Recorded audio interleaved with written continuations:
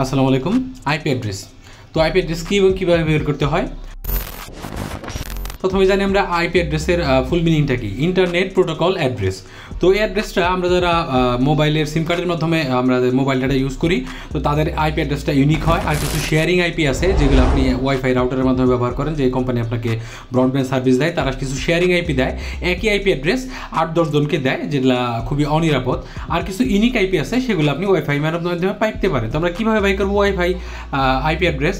তো আমাদের ওয়াইফাইয়ের সেটিংয়ের মধ্যে যাবো। আমরা ওয়াইফাই সেটিংয়ের মধ্যে যাওয়ার পরে দেখবো যে আমরা ওয়াইফাই কানেক্ট করা আছে, দেখতে পাচ্ছেন আমার ওয়াইফাই কানেক্ট করা আছে। আমি এখানে একটা অ্যারো বাটন আছে, অ্যারো বাটনের মধ্যে ক্লিক করলাম। এখানে সকল প্রকার অ্যাড্রেস দেখতে পাচ্ছেন। এখানে আইপি অ্যাড্রেস নামে একটা অপশন দেখতে পাচ্ছেন, ওটা হচ্ছে আপনার আইপি অ্যাড্রেস এবং রাউটার অ্যাড্রেস সব বিভিন্ন কিছু ইনফরমেশন এখানে দেখতে পাচ্ছেন। তো আমরা একটাভাবে এটা দেখতে পারি, আমরা গুগল ক্রোম ব্রাউজারের মধ্যে আমরা প্রথমে যাব। এখানে লিখবো যে what is my IP address, এটা লেখার পরে সার্চ করে দেবো। দেন এখানে what is my IP address প্রথম যে ওয়েবসাইটটা আছে এটার মধ্যে ক্লিক করবেন। দেন এখানে একটা দুইটা আইপি অ্যাড্রেস দেখায়, একটা হলো IPv4, একটা হলো 6।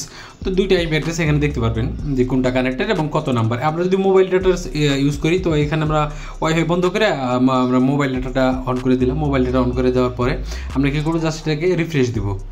রিফ্রেশ দেওয়ার পরে মোবাইল ডাটার যে আইপি অ্যাড্রেসটা সেটা এখানে দেখতে পারবেন, IPv6 মোবাইল ডাটা এবং IPv4 নিচে আরেকটা আইপি অ্যাড্রেস দেখতে পাচ্ছেন।